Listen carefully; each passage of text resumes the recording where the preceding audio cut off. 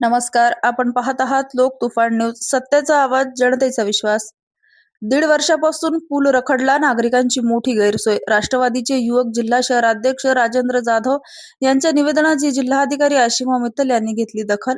अधिकाऱ्यांकडून घटनास्थळी पाहणी. महानगरपालिकेसमोर हा रस्ता प्रभाग क्रमांक 9 मध्ये येत असून पुलाचे काम अर्धवट. नागरिकांना प्रवासासाठी मोठा वळसा घ्यावा लागत. जालना शहरातील महानगरपालिकेसमोरील गल्लींमध्ये असलेल्या महत्त्वपूर्ण पुलाचे काम तब्बल 1.5 वर्षापासून रखडल्याने परिसरातील नागरिकांची मोठी गैरसोय होत आहे. ममदेवी मंदिर रेल्वे स्टेशन तसेच गांधी चमन स्टेशन रोड या दोन प्रमुख मार्गांना जोडणारा हा पूल अर्धवट अवस्थेत असल्याने वाहतूक पूर्णपणे ठप्प झाली आहे. त्यामुळे रिक्षा, दुचाकी, चारचाकी वाहने तसेच स्कूल बसलाही पर्यायी मार्गाचा वापर करावा लागत आहे. महानगरपालिकेसमोरील हा रस्ता प्रभाग क्रमांक 9 मध्ये येत असून पुलाचे काम अर्धवट राहिल्याने नागरिकांना दैनंदिन प्रवासासाठी मोठा वळसा घ्यावा लागत आहे. विशेषतः विद्यार्थी, ज्येष्ठ नागरिक, वाहन चालक आणि परिसरातील रहिवाशांना याचा मोठा त्रास सहन करावा लागत आहे. पुलाचे काम तातडीने पूर्ण करण्यासाठी राष्ट्रवादी काँग्रेस पार्टी, शरद पवार गटचे युवक जिल्हा शहराध्यक्ष राजेंद्र साहेबराव जाधव यांनी यापूर्वी जिल्हाधिकाऱ्यांसह संबंधित प्रशासनाकडे वारंवार निवेदने देऊन मागणी केली होती.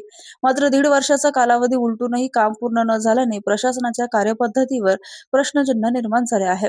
दरम्यान सोमवारी राजेंद्र जाधव यांनी पुन्हा जिल्हाधिकारी आशिमा मित्तल यांची भेट घेऊन निवेदन सादर केलं. यावेळी त्यांनी रखडलेल्या पुलाच्या कामामुळे नागरिकांना होत असलेल्या त्रासाची सविस्तर माहिती जिल्हाधिकाऱ्यांच्या निदर्शनास आणून दिली.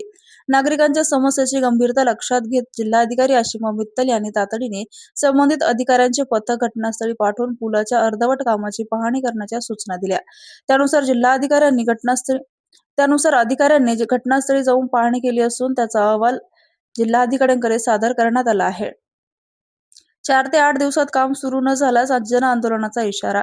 दरम्यान येत्या 4 ते 8 दिवसात पुलाच्या कामाला प्रत्यक्ष सुरुवात करून ते पूर्ण करण्याच्या दिशेने ठोस कारवाई झाली नाही तर जिल्हाधिकारी कार्यालयासमोर राष्ट्रवादी काँग्रेस पार्टी, शरद पवार गटच्या वतीने मोठे जन आंदोलन छेडण्यात येईल असा इशारा राजेंद्र जाधव यांनी दिला आहे. 1.5 वर्षापासून रखडलेल्या या पुलामुळे 2 महत्त्वाच्या रस्त्यांना जोडणारा मार्गच बंद झाला आहे. त्यामुळे आता केवळ पाहणी आणि आश्वासनावर न थांबता प्रशासनाने प्रत्यक्ष कामाला सुरुवात करून नागरिकांची होणारी गैरसोय दूर करावी अशी जोरदार मागणी परिसरातील नागरिकांकडून होत आहे.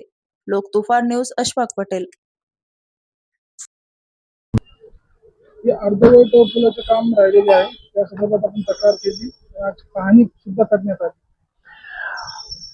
यापूर्वी सुद्धा आम्ही या अर्धवट पुलाच्या कामासाठी जालना पालिकेला आयुक्त मॅडम असतील, बांधकाम अभियंता असतील, राष्ट्रवादी काँग्रेस पार्टी जालना शहरच्या वतीनं शरद पवार गट अनेक वेळेस आम्ही निवेदन देऊन तक्रार अर्ज करून सुद्धा त्यांनी दखल घेतली नाही. म्हणून आम्ही आज जालना जिल्हाधिकारी मॅडम यांच्याकडे अर्धवट असलेले पुलाच्या कामाचे आम्ही या ठिकाणी तक्रार केलेली आहे. आणि सदरील जे अर्धवट पुलाचे काम जे झालेले आहे, मागील 1.5 वर्षापूर्वी केलेलं काम आहे.